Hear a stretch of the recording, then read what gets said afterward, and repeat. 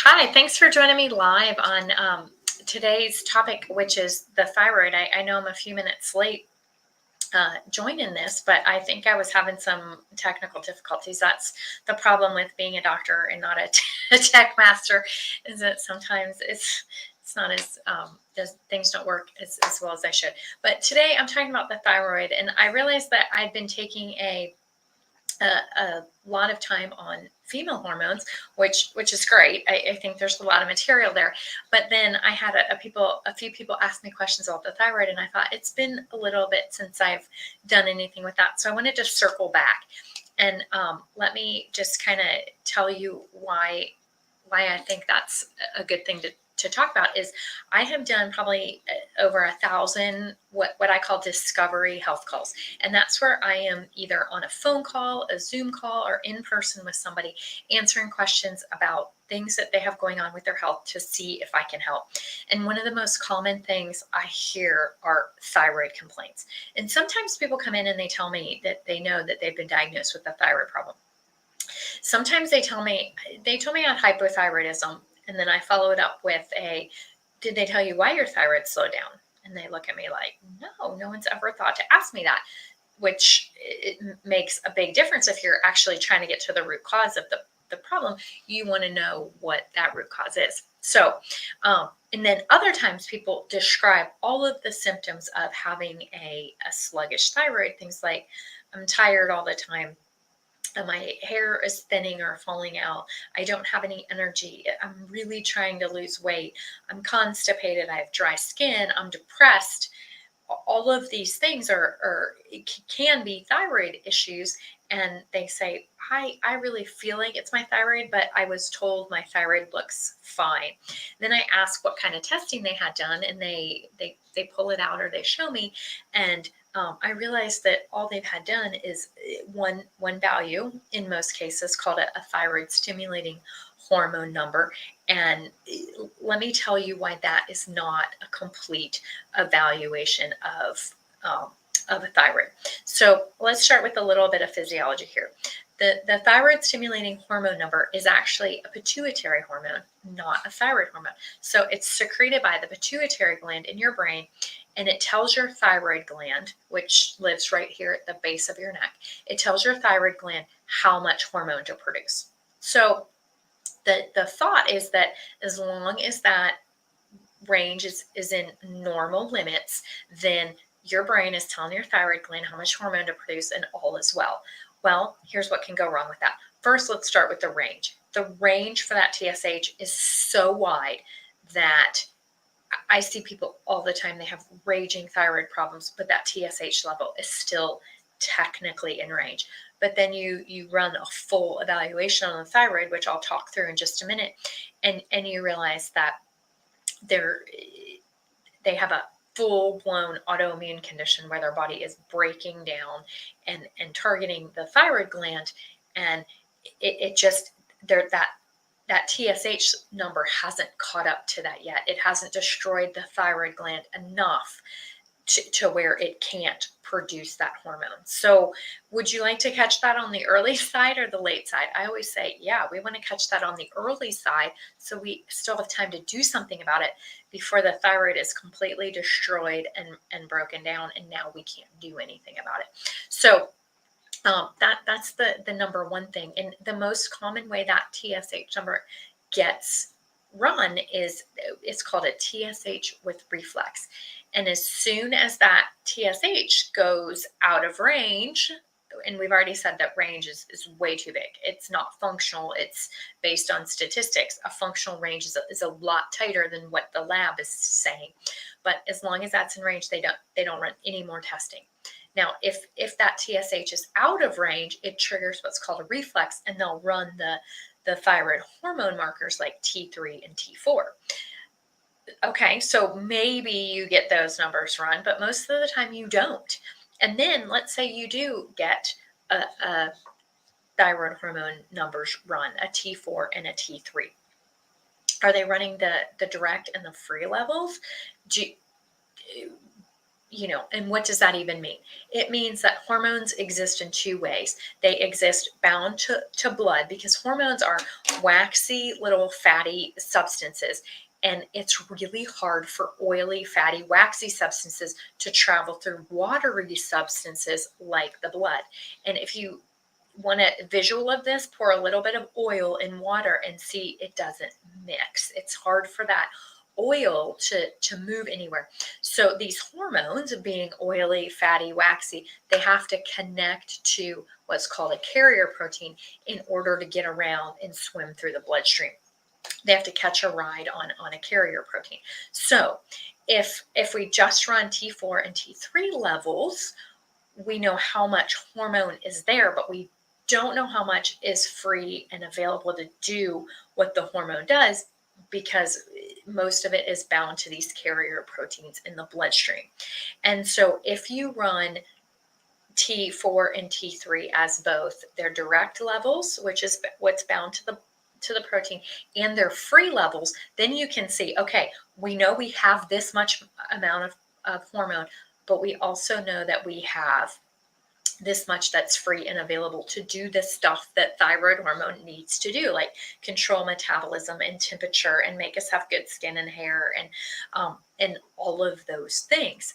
And let me tell you why that matters, is because if someone is insulin resistant, oftentimes they have more carrier proteins than they would normally have, because they have a lot of insulin flooding their bloodstream. And one of the ways that their body compensates for this is they're secreting a lot of binding hormones. And so that binds the insulin, but then it also turns around and binds other things like thyroid hormone and sex hormones and all kinds of things. So sometimes hormonal problems are not really hormonal problems. There's some other reason causing the hormones to functionally be out of range. So do you think insulin resistance is a problem? You bet it is. It's half of the population has this problem, or more. So is that a big deal? You bet it's a big deal. So do we want to look at that when we evaluate a thyroid? I sure do. So then we've got that, but we also want to look at the antibodies. Is your thyroid producing an antibody, which means that the gland is being attacked and broken down by its own body? And that is actually the number one reason for a thyroid to slow down. 80-90% of the time, that is caused by autoimmunity. So then if that is the reason that the thyroid has slowed down, it doesn't make sense just to come alongside somebody and give them more thyroid hormone. It makes sense to ask the question, why is your body breaking down your thyroid gland in the first place? And is there any other systems or organs or whatever in the body that are also under attack? Because we know that if your body's attacking one thing, it's not that uncommon for it to also be attacking something else. So if this were me and I had some part of my body being attacked and broken down, I would want to know, so that I could fix not only that problem, but keep it from happening to some other organ or system, like my joints, which would make me have rheumatoid arthritis, or my gut and have ulcerative colitis, or Crohn's, or something like that. Like, this is this is an important question to ask, so that if we're going to solve the problem, we know what problem we're solving. And then you have the question of, okay, if it's not autoimmune, is it just, are we having trouble taking the thyroid hormone that's being produced? T4 is the form that's produced predominantly by the gland. Are we having a hard time turning that into the usable active form of the thyroid hormone, which is T3? So, that can happen because the liver is sluggish and not doing a good job. 60% of that conversion happens in the liver. Another 20% of that conversion happens in the gut. It requires a long list of nutrients like selenium and zinc and vitamin D and B vitamins and all of these things that a lot of people are deficient in. So maybe your thyroid is a little bit slow, but it's because it needs some nutrients that you're not getting completely in your diet. And so that the fix is change your diet to include these nutrients or supplement what you're not getting in your diet. So if you feel like it's your thyroid and you've been told by your doctor, hey, your thyroid looks fine, get your labs out and look and see what they did. See if it's just a TSH only, which is probably what it is. Maybe they did the T4, sometimes even T3, maybe.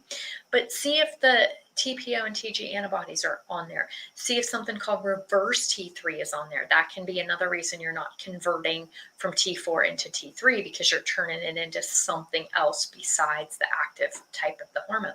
So all of these things can be reasons. So get that out. And if you've been told it's your thyroid, but no one's come beside you and said, okay, this is your thyroid, this is exactly what's happening, and here are the root cause scenarios, and here's what we're going to help you do to fix and solve that problem, then maybe it's time to reevaluate that and look at that functionally. So dig out your labs if you want to. And I wrote a blog article, and I wrote all that out in written form, and we put the link in the comments here if you want to check that out. If you have those labs, but you notice, hey, like they did just put that TSH on there, or it's a TSH and a T4, and you want someone to do the full thing with you and walk through that and draw pictures of what your thyroid is or isn't doing, reach out to me. That's called a discovery call, and we put the link in the comments for that as well, to where you can connect to me. I can listen to you if that's what you're looking for. I can help you get this information so you make a good decision on your thyroid. And then more importantly, when you get that information, what do you want to do with it? And even if you're taking thyroid hormone already and you're thinking, well, I thought that would make me feel a whole lot better, but it's not. Maybe it's because the root cause is still outstanding. The other thing I will say is that there are a lot of reasons that you can feel all of the feels of a hypothyroid situation, but it's not your thyroid, it's something else. I see that too. People come in, they tell me all these things. They go, I know it's my thyroid. And we run their thyroid numbers and everything looks perfect, but it's something else. They're having trouble making energy. They're missing some of the really key components that help their mitochondria produce ATP, or the energy that fuels their body and makes them not feel like they're dragging through their day every minute of the day. So, that's another thing, is maybe it's your thyroid, maybe it's something else. And the only way I know to tell you that is to look at a comprehensive set of labs and go, okay, well, here's what the thyroid is doing. Okay, what about, are you making energy? How's your blood sugar? Are you missing some nutrients? And look at all these foundational issues. How are your adrenal or stress handling system? How is that doing? All of those things, so that we know how to help and how to create a solution for you. So anyway, I appreciate you watching and joining me on this. If you have questions, you can go back after the fact, post them in the comments, and we will get to them as best we can. And if we can help you on a discovery call, that's awesome. I have a whole bunch of resources on my blog too on the thyroid. So check it out if you want some more clarity on that. Okay, have a great day.